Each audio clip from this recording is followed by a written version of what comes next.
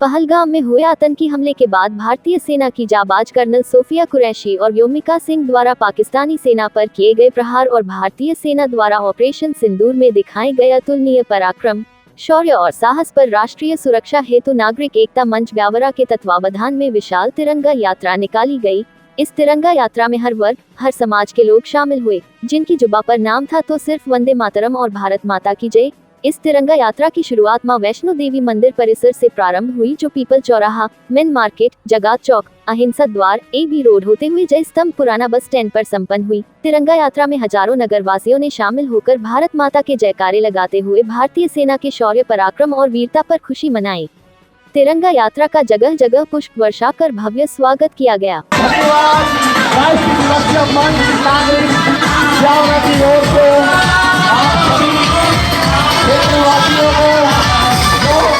राष्ट्र के सम्मान में इस यात्रा का भव्य रूप आप लोग दे रहे हैं, ये बहुत ही खुशी का क्षण है, बहुत ही खुशी का समय है। अपने लोग पाकिस्तान में हमारी साथी है और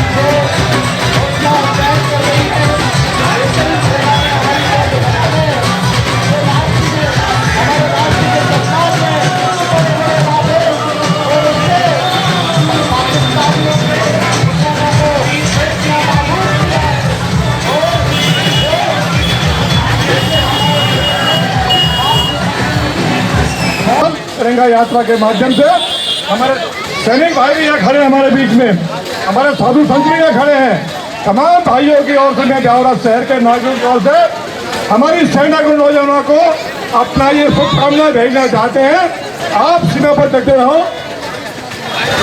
हम आपके साथ खड़े, पूरा देश आपके साथ खड़ा है। बहुत बहुत धन्यवाद। भारत माता की जय। ब्यावरा शहर के रुद्र हनुमान मंदिर परिसर में माधव स्मृति न्यास द्वारा देवर्षि नारद जयंती महोत्सव एवं पत्रकार सम्मान समारोह का आयोजन भोपाल के वरिष्ठ पत्रकार रमेश शर्मा के मुख्य आतिथ्य में आयोजित किया गया। श्री शर्मा ने कहा कि महर्षि नारद जी का समर्थकों एवं विरोधियों के दरबार में सम्मान होता था। पत्रकारों को ये पता होना चाहिए कि वे कहाँ जा रहे हैं। पत्रकारों को अपने व्यक्तित्व के कारण समाज में स्थान बनाना चाहिए। आसक्ति पत्रकार को अपने कर्म और कर्तव्य से दूर कर देती है।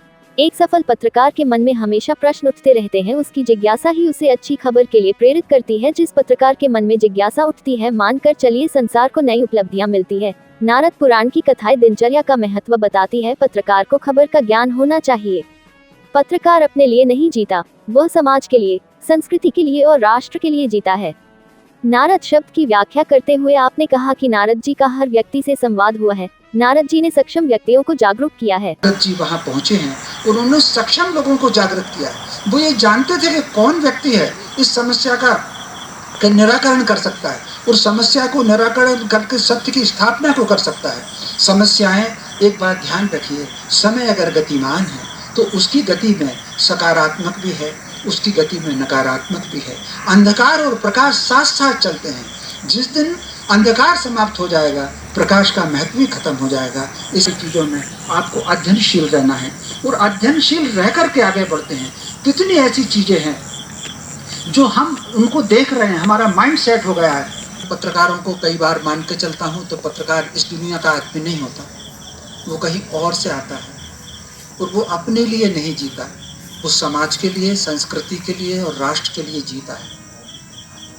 नारद जी का अगर आप जीवन देखेंगे तो सबसे पहले तो उनके नाम को ही समझें। इसमें संघ के आगामी कार्यक्रम, संघ शताब्दी वर्ष में क्या करने वाला है, कैसे करने वाला है, इसकी पूरी जानकारी और गत वर्ष के एक समीक्षा, जो संघ का कार्य हमारा कहाँ पहुँचा है, किस स्थिति में है और हम आगे क्या करेंगे, इसके ऊपर एक ये विषय।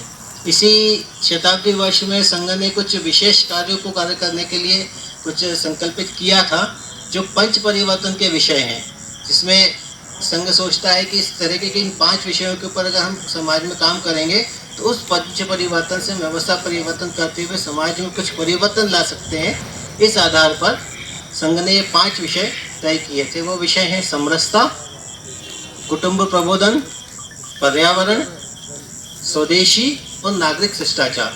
सार्थक उद्बोधन आपके समक्ष उन्होंने प्रस्तुत किया।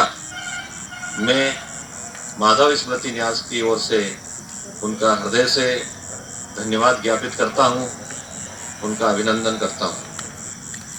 साथ ही बैठे हुए हैं अपने प्रचार प्रमुख श्री विवेक जी सोनी, उनका भी आभार व्यक्त करता हूं। और सबसे अधिक आभारी मैं आपका हूं, क्योंकि आपने एक महत्वपूर्ण समय निकाल करके, कि पत्रकार का समय पल पल बहुत महत्वपूर्ण होता है, क्योंकि उसकी जो लेखनी है वो समाज हित में, राष्ट्र हित में सतत चलती रहती है।